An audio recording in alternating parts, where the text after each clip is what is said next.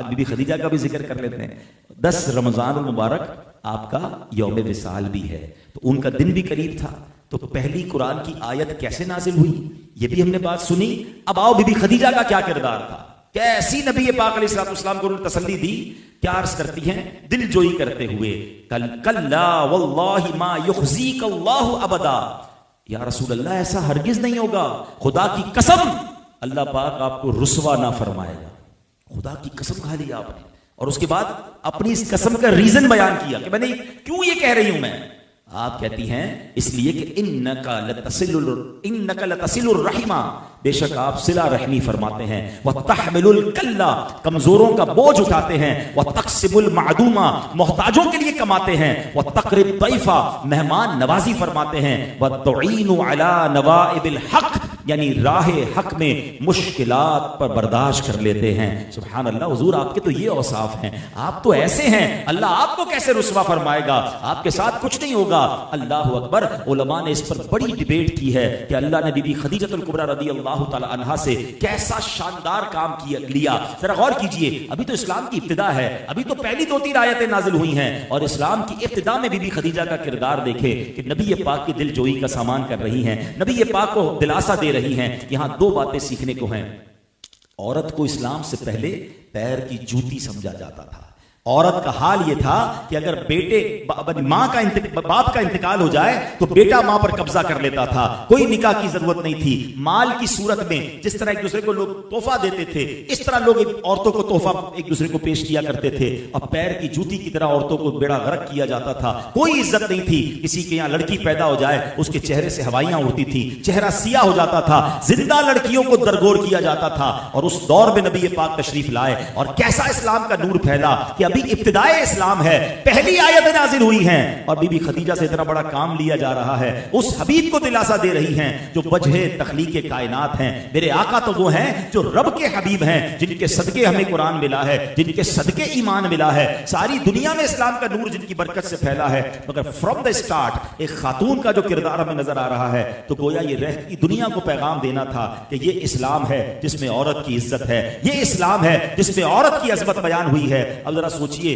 पहली आयतों के नुज़ूल के वक्त आपकी फरासत का और आपकी अकलमंदी का यह आलम था। जब बाद में कुरान पूरा नाजिल हुआ होगा और बहुत सारी आयतें नाजिल होती गई, तो बीबी खदीजा को सुभान अल्लाह फिर उनके इल्म में कैसा इजाफा हुआ होगा। और एक बहुत खूबसूरत दूसरी बात हमें यह पता चल रही है। अब यह बात मैं अपनी बहनों से, अपनी माओं से करना चाहूंगा, चूंकि मेरा यह बयान लाइव टेलीकास्ट हो रहा है, बाद में भी लोग सुनेंगे कि औरत का मर्द के साथ किरदार क्या होना चाहिए। अगर घर के मर्द को कोई टेंशन है, कोई प्रॉब्लम है, तो प्रॉब्लम में इजाफा करना काम नहीं है, बल्कि प्रॉब्लम में दिल जोई करना।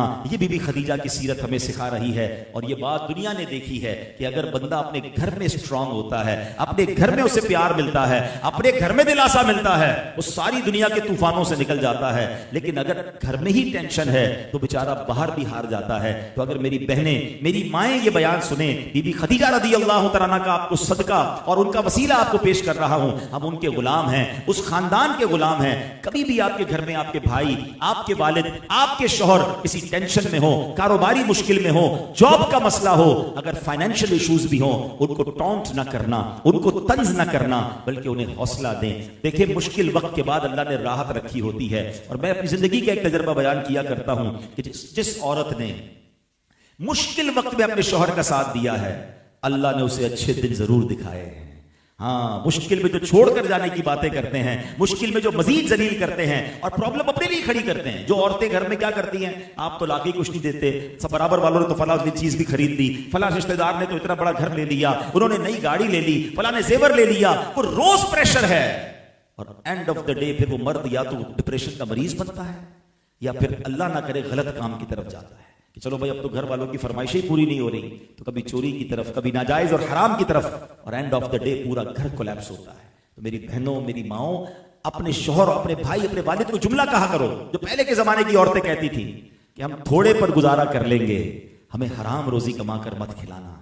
तो इंशाअल्लाह अल्लाह आपके हलाल में भी बरकत डाल देगा। बीबी खदीजतुल कुबरा रदियल्लाहु तआला अन्हा वो अजीम हस्ती हैं। याद रखिएगा कि आप इस्लाम में सबसे पहले, औरतों में सबसे पहले ईमान लाने वाली खातून बीबी खदीजतुल कुबरा रदियल्लाहु तआला अन्हा है। अच्छा, फिर सबसे पहले नबी पाक के बाद किसी ने नमाज अदा की है तो बीबी खदीजतुल कुबरा रदियल्लाहु ताला अन्हा है, क्योंकि नमाज का हुक्म जब जिब्रील अमीन लेकर आए और नबी पाक को प्रैक्टिकल वुजू और नमाज पढ़ के दिखाया, नबी पाक ने वो काम फिर बीबी खदीजा को बताया। और प्यारे आका के बाद सबसे पहले वुजू अगर किसी ने किया, सबसे पहले नमाज अदा की, अल्लाहु अकबर, वो भी हमारी अम्मी हुजूर हजरत खदीजा रदियल्लाहु ताला अन्हा है। और कुरान उम्महातुल मोमिनीन के बारे में क्या फरमाता है?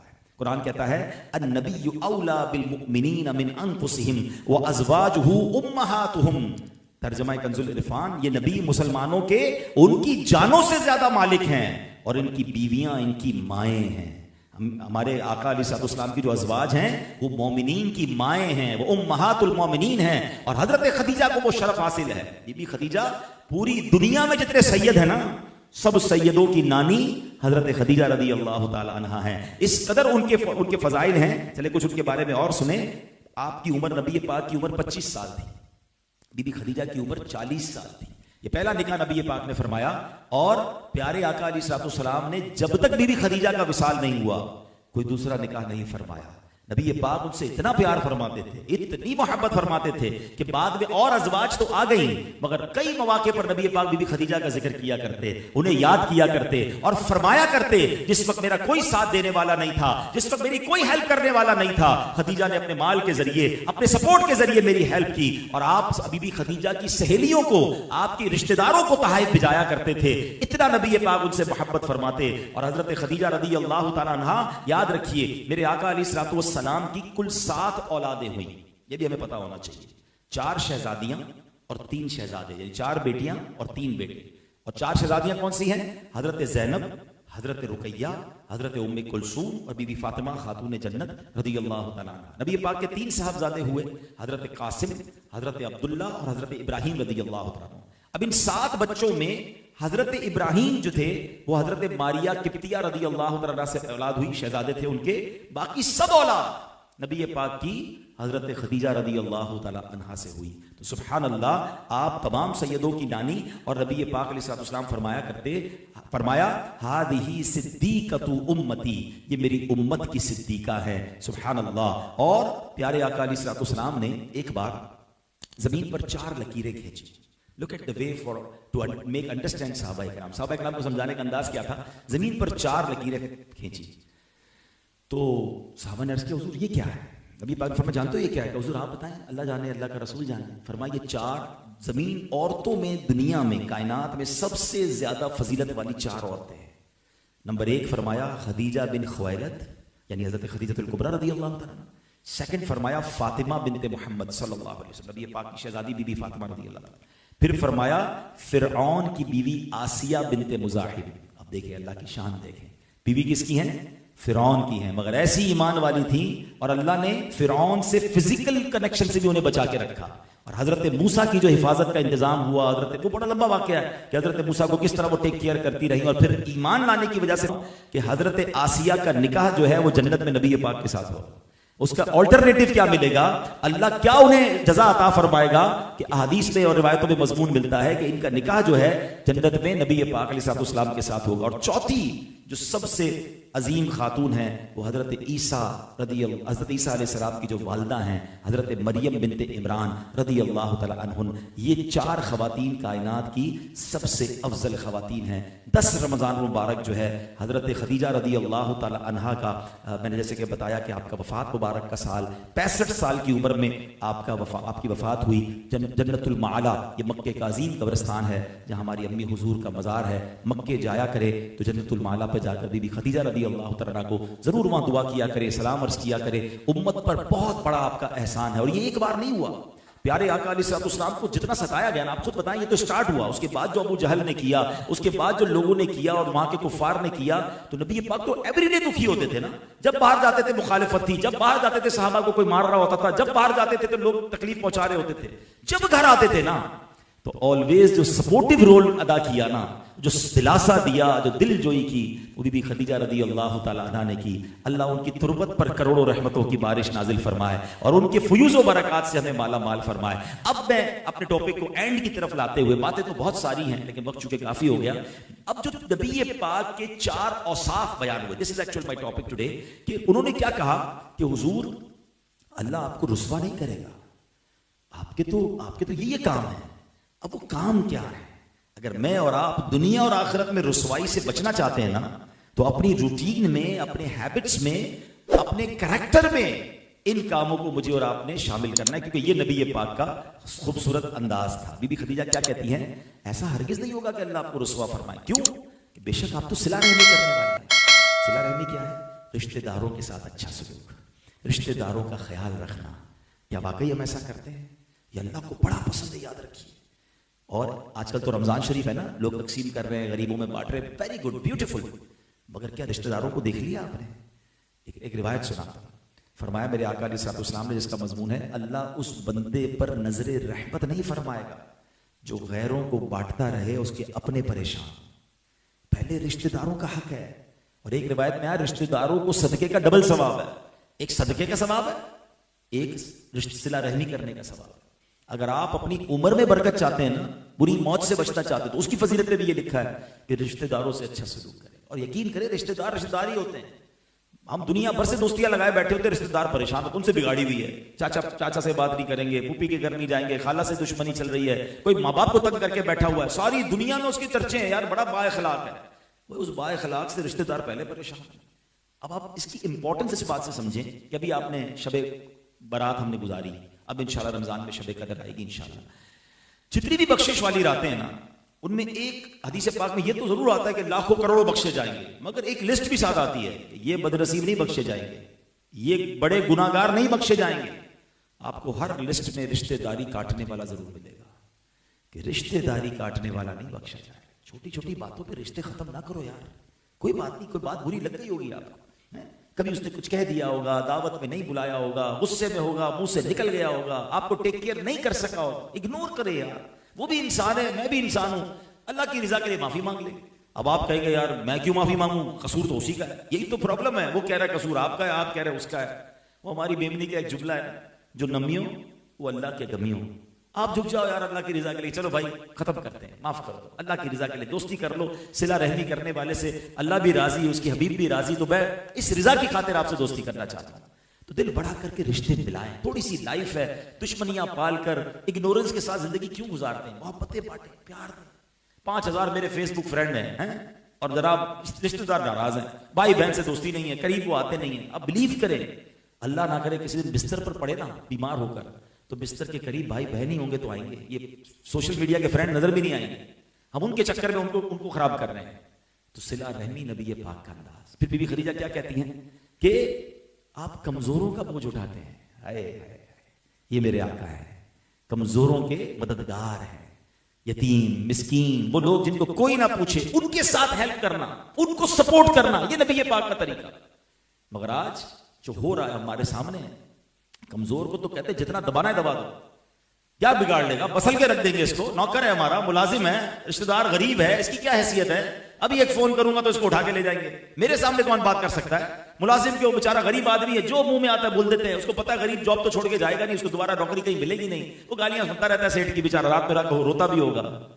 ये अंदाज नहीं है। बेशक वो गरीब है, बेशक वो कमजोर है, मगर वो बंदा रब का है। मेरे और आप में कोई उस पर फर्क नहीं है।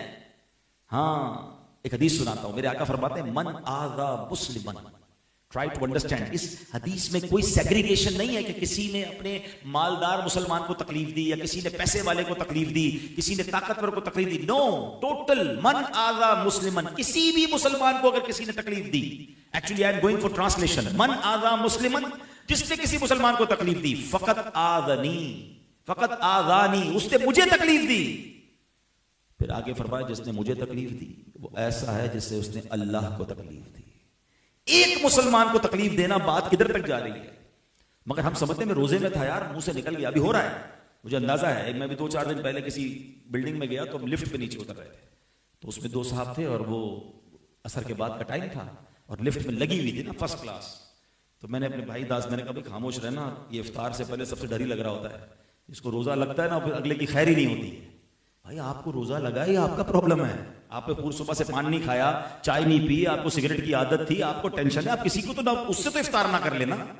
लेकिन इधर नहीं है टेंशन, किसी को फिक्र ही नहीं है कि किसी का दिल टूटा है तो टूट जाए। बीवी के साथ जो आजकल हो रहा होगा है, इफ्तार में बेचारी को कोई लेट हो गया, शरबत ठंडा नहीं मिला, समोसे गर्म नहीं मिले, वो भी इंसान है यार, कंप्यूटर से थोड़ी शादी की है। होना तो ये चाहिए था कि हम अपने घर वालों को भी कहें 10-15 मिनट पहले सब खत्म करो, आओ दुआ करते हैं।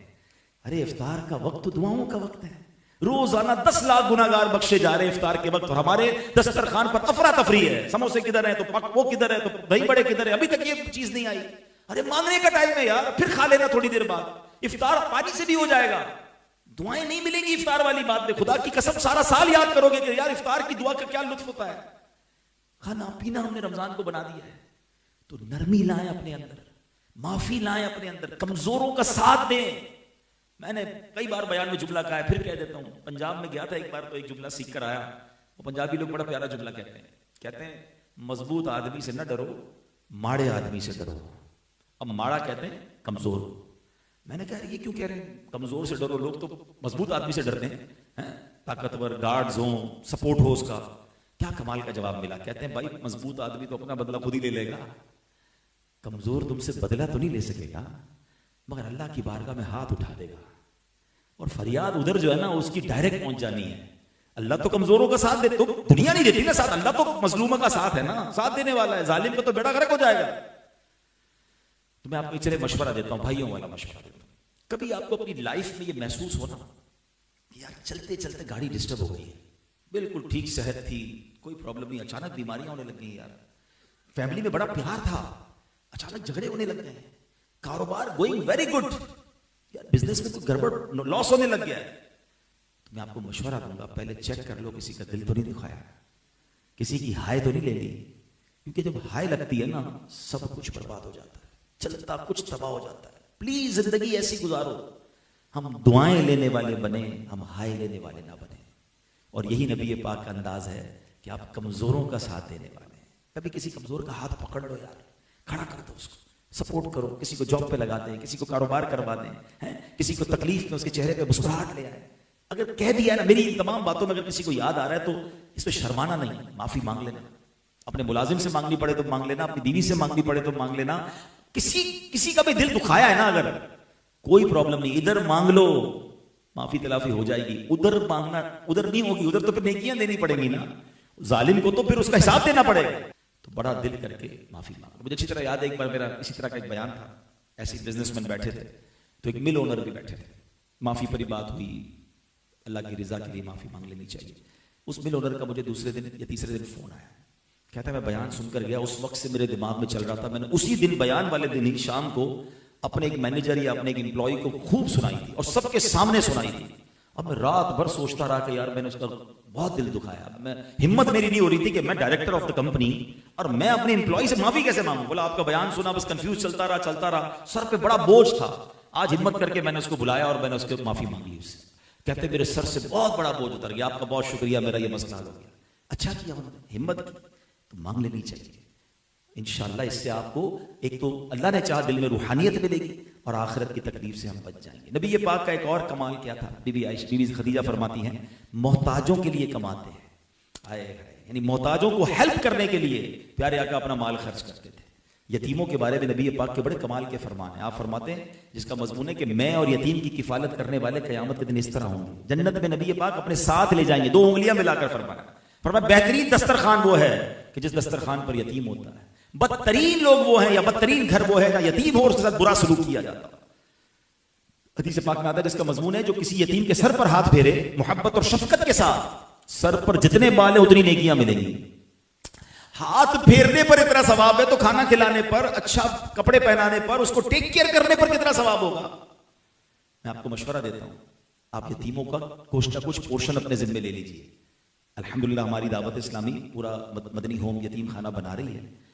आप ये सोचे ना मेरे 4 बच्चे हैं, 5 बच्चे हैं, 3 बच्चे हैं, 3 घर में पल रहे हैं, मैं 2 यतीमों का भी खर्चा उठा लेता हूँ। वो खाएंगे पिएंगे, इंशाल्लाह तालीम हासिल करेंगे, मुझे नेकियां मिलेंगी, ताकि ये फजीलत मुझे हासिल हो जाए। तो नबी पाक के प्यारे इस्लामी भाइयों ये अंदाज है। तो माह रमजान में एक्चुअली हमने अपने आप को प्यूरिफाई करना है। खाना पीना रोकना ही सिर्फ रोजा नहीं है। हदीस पाक का मजमून है कि जो बंदा जिसको रमजान गुनाहों से ना रोक सके उसके भूखा प्यासा रहने की अल्लाह को कोई जरूरत नहीं है। भूखे प्यासे तो हैं मगर सारे गलत काम चल रहे हैं। जैसे मैंने बयान के शुरू में कहा कि रमजान में गुनाह नहीं करना है, तो आंख का भी रोजा है, जबान का भी रोजा है, कान का भी रोजा है। हराम सुनना नहीं है, हराम बोलना नहीं है, हराम देखना नहीं है, हाथ से कोई हराम काम करना नहीं है, ये रोजा है ना। तो फिर इंशाल्लाह इसकी बरकतें मिलेंगी। तो ए मेरे प्यारे इस्लाम भाई, मुख्तसरन मैंने आज कुरान की पहली आयत किस सिनेरियो में नाजिल हुई, कल्बे मुस्तफ़ा को अल्लाह ने कैसी ताकत अता फरमाई, और वो अजीम खातून जिनका दिन अगले कुछ दिनों बाद आना है, उनका जिक्र खैर भी हुआ। अल्लाह हम सबको आज की इस महफिल की बरकतें अता फरमाए, जो बातें सुनी उसे याद रखने और उस पर अमल करने की तौफीक अता फरमाए। बयान के शुरू में मैंने एक बात कही थी कि मेरे आका रमज़ान में खूब सखावत फरमाते थे, तो आप भी अल्लाह की राह में खूब खर्च करें। ज़कात का टाइम आ गया तो पूरी दें, इसमें डंडी ना मारें। ये भी मेरा एक एक्सपीरियंस है कि जब तक ज़कात हज़ारों लाखों में बनती है ना तो लोग निकाल देते हैं, जब ज़कात करोड़ों में बनने शुरू होती है ना, असल इम्तिहान जब शुरू होता है। तो मैं तो एक दुआ करता रहता हूँ, अगर आपको भी अच्छी लगे तो आमीन कह दें कि मेरे मौला मुझे वो माल मत देना जिसकी ज़कात मुझे भारी पड़े। जब माल वो दे मालिक के ज़कात दिल खोल कर खुश दिली के साथ अदा कर। You know what was happen with the कारून। कारून के साथ क्या हुआ था, उसका यही प्रॉब्लम था। कारून कितना मालदार था। आजकल रेस लगी हुई है ना, बिलियनर्स कौन है और टॉप 10 कौन है, तो फलां कैटेगरी में कौन आता है, तो फलां क्लास में कौन आता है। कारून की क्लास क्या थी, कुरान बताता है कि उसकी खजानों को नहीं, उसकी खजानों की चाबियां ऊंटों की पूरी जमात उठाती थी। एक रिवायत के मुताबिक 40 ऊंट चलते थे जिसमें खजाने की सिर्फ चाबियां होती थी। तो ट्राई टू अंडरस्टैंड माल कितना होगा, इतना पैसे वाला था। अच्छा, सिर्फ पैसे वाला नहीं था, कारून को तो बहुत सारी ब्लेसिंग्स हासिल थी। वो हजरत मूसा का कजन था, बड़ा ब्यूटीफुल चेहरा था उसका, उसको मुनव्वर कहते थे उस जमाने के लोग। तौरात का आलिम भी था। यानी अगर आज के दौर में हम किसी को सबसे ज्यादा कमाल वाला बंदा समझे कि यार एक आलिम भी हो, दीन भी सीखा हुआ हो, बेहतरीन फैमिली से भी हो, गुड लुकिंग भी हो और दुनिया का सबसे अमीर आदमी भी हो, तो सब मिल गया था ना उसको, और क्या चाहिए था उसे। मगर प्रॉब्लम क्या हुई, हजरत मूसा ने उसको ज़कात का हुक्म दिया, अल्लाह की तरफ से हुक्म आया था। अच्छा, उस जमाने में 2.5% ज़कात नहीं थी, 0.01% शायद बनेगी, 1000 पर एक। चार्टर अकाउंटेंट और ये अकाउंट्स वाले फाइनेंस वाले लोग तो ये हैं, लेकिन 1000 पर एक कितना बनेगा, 0.1%। 1% भी नहीं बना ना, 0.1%। मगर जब उसने 0.1% को कैलकुलेट किया तो वो भी उस जमाने के अरबों रुपए बनते थे। उसने ज़कात का इनकार किया, हजरत मूसा से लड़ाई की, और एंड ऑफ द डे क्या हुआ, अपने खजाने के साथ जमीन में गर्क कर दिया। कुरान का वाकया है ना। प्रॉब्लम यही है कि जब बंदा ज्यादा मालदार होता है ना और ज़कात उसकी करोड़ों में बनने लगती है तो बंदा फिर रास्ते ढूंढता है, यार ईदा से बचाएगी नू, ईदा से अज्ञावा से करेगी नू, इतना तो न था हूं यार, थोड़े भी चल जाएंगे। अब उसके दिल में ये वसवसे आना शुरू हो जाते हैं। खुदा के वास्ते ज़कात माल का मैल है।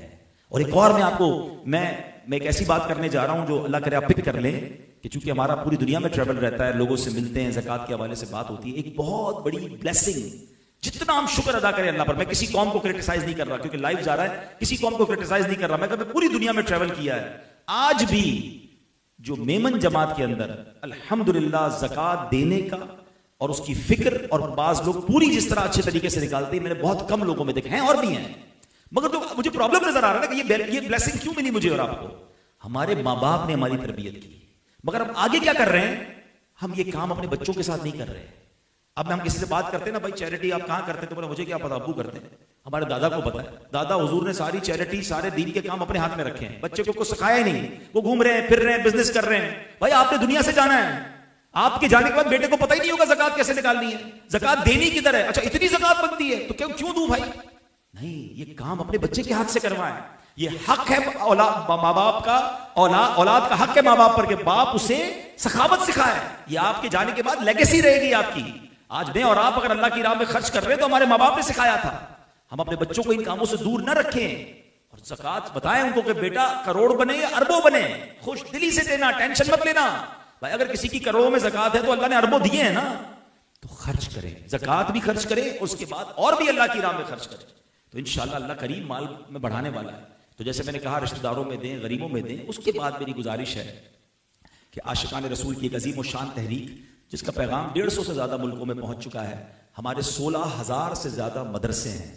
मैं बच्चों की, स्टूडेंट्स की बात नहीं कर रहा हूँ, ब्रांचेस की बात कर रहा हूँ। मोर देन 16,000 मदरसे हैं जिसमें 5 लाख से ज़्यादा बच्चे और बच्चियाँ बगैर फीस के कुरान पाक पढ़ रहे हैं, दरस निज़ामी कर रहे हैं। और इसका रिजल्ट क्या हुआ है कि अब तक 5 लाख से ज़्यादा हाफिज़ कुरान या नाजरा पढ़ने वाले या उलमा बन चुके हैं।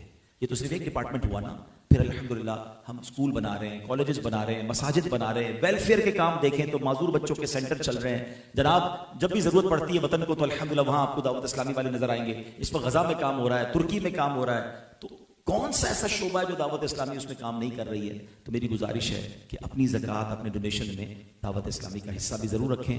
अल्लाह करीम आज के दिन की बरकत अता फरमाए। बिलखुसूस अशफाक भाई को मुबारकबाद पेश करूंगा, हर साल बड़ी मोहब्बत से महफिल से जाते हैं। अल्लाह इस महफिल को इनके नेक मकासद में कामयाबी का जरिया बनाए। आमीन बिजाहि नबी अमीन सल्लल्लाहु अलैहि वसल्लम।